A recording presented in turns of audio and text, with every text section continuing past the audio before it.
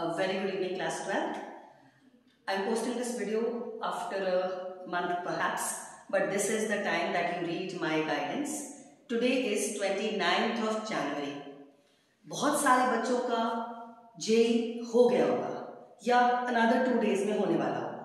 कुछ बच्चों के बोर्ड प्रैक्टिकल्स भी हो गए होंगे और नहीं तो नेक्स्ट वीक में प्रैक्टिकल्स भी होना है. तो you need to plan your days and how to go about your study pattern for the boards. So, we are left with, in January, you are left with only 2 days, 30th and 31st. For February, I would advise in the first week, that is, in this slot, please take tough topics for all the subjects. जो भी topics तुमको मुश्किल लगते हैं, for any subject, try to do them by the 7th. I agree कि practicals हैं, पूरा दिन practicals को मत दीजिए. Divide your time ताकि आप उसमें थ्योरी का कंटेंट भी करें. Physics, chemistry, biology, maths, whatever. पर अप टू 7 तक जितने भी तुमको टॉपिक मुश्किल लगते हैं ना, वो हो जाने चाहिए. क्योंकि अगर वो नहीं हुए तो बेटा वो नहीं होंगे, वो अच्छे से तुम नहीं कर पाओगे. Next slot is 8th to 15th. इसमें मॉडरेट टॉपिक्स लेना जो तुमको बहुत मुश्किल नहीं लगते हैं किसी भी सब्जेक्ट में. Take those topics from 8th to 15th next week में.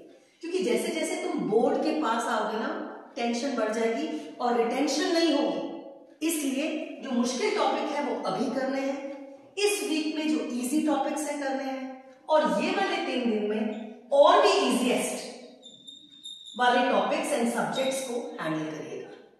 ओके. इसके बाद बेटा 18th के बाद तो 19th, 20, 21 है और 22 फरवरी को तुम्हारा board of English paper start हो जाएगा. Is that clear?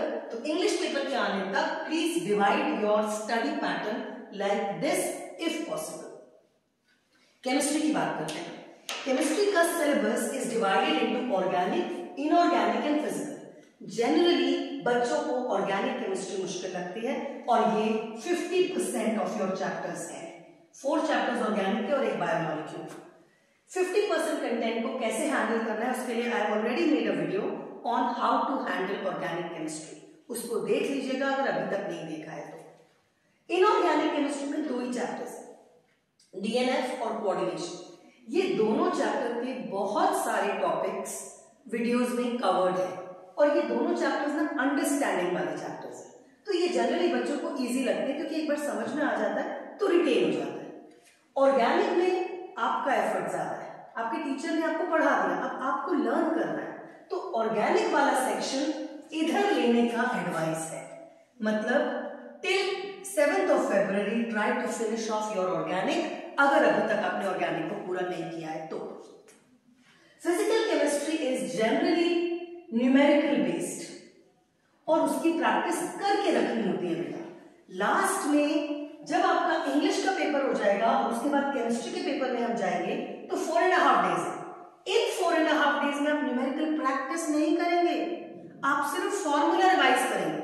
तो अगर आपको न्यूमेरिकल प्रैक्टिस करना है तो अब मॉडरेट आप डिवाइड कर लो अपने सिलेबस को कि आपको मुश्किल क्या लगता है. इन तीनों सेक्शन में से जो भी आपको मुश्किल लगता है वो अब करना है और जो भी इन तीनों में से इजीएस्ट रखना है वो इस टाइम पे करिएगा. अदर देन और दूसरे सब्जेक्ट्स भी करने हैं आप. सो मूविंग ऑन टू एक दिन में कितने घंटे, कुछ बच्चों को ये भी नहीं समझ में आता है. 9.5 to 10 hours की स्टडी होनी चाहिए पर डे अब से. Which means I would advise कि आप बहुत अर्ली नहीं उठना चाहते, मत उठिए. Start at 8. 1.5 hour पढ़ने के बाद हाफ एन आवर का गैप ले सकते हैं. Try to include your breakfast, lunch, dinner उसी में डाल. सो 8 o'clock if you start, you take one sitting of 1.5 hour, फिर आधे घंटे का gap. 10 to 11:30 another 1.5 hour. 12 to 2 PM 2 घंटे का एक स्लॉट ले लिया. उसके बाद there is a break. I have given you a break here of 2.5 hours. Half an hour for your lunch and 2 hours sleep, relax. 4:30 to 6 PM another 1.5 hour का slot है. 6:30 to 8:30 फिर 2 hours का slot है. 10 PM to 11 या 11:30 उसके हिसाब से आप इसको चेंज कर सकते हैं. तो रफली एक दिन में आप 9.5 hours से 10 hours की स्टडी पैटर्न कर सकते हैं. उसमें भी मेरा एडवाइस है कि ब्रेक से पहले टफ सब्जेक्ट्स और टफ टॉपिक्स, और ब्रेक के बाद इजी सब्जेक्ट्स या इजी टॉपिक्स, और रात वाले स्लॉट में इजी एसेस वाला है। जो सबसे आसान हो वो रात वाले 1.5 घंटे में, क्योंकि उस समय आपको याद नहीं होगा। 11:30 पे सोएंगे तो 8 o'clock आप अटैक कर सकते हैं। फाइन। अब आते हैं लास्ट सेक्शन पे, which is your 4.5 days। English और केमिस्ट्री के बीच में बेटा 4.5 दिन है। इस 4.5 दिन को 3.5 and 1 day में डिवाइड करना है।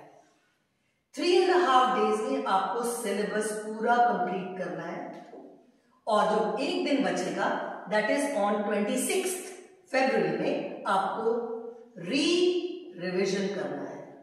और जब आप ये सिलेबस करेंगे तब वो एरियाज मार्क कर लेना जो आपको मुश्किल लगते हैं, ताकि लास्ट के 1 day में एक बार रीसम अप कर लें। ऑल्सो जब भी केमिस्ट्री पढ़ाई करें 1 page notes for each chapter आपका रेडी होना चाहिए। जो चीजें आपको भूलती हैं वो 1 page में लिख दो, ताकि इन 4 days में आपको दिक्कत ना हो सिलेबस को कंप्लीट करने में। फाइन। अदरवाइज चैनल पे बहुत सारे टॉपिक्स हैं, कोई टॉपिक आपको वीक लगता है तो टॉपिक का नाम लिखो followed by Seema Makhijani and you will reach the topic. तो अगर अभी तक नहीं करा है तो अब कर लो, पर after 7th of February this will be very difficult, आपसे हैंडल नहीं होगा एनी सब्जेक्ट। केमिस्ट्री का ऑर्गेनिक तो बेटा पक्का हैंडल नहीं होगा, तो अगर ऑर्गेनिक आपका वीक चल रहा है तो सी टू इट कि bye 7th of February this is definitely done. All right, all the best, do very well in life, stay connected, stay happy and blessed. Bye.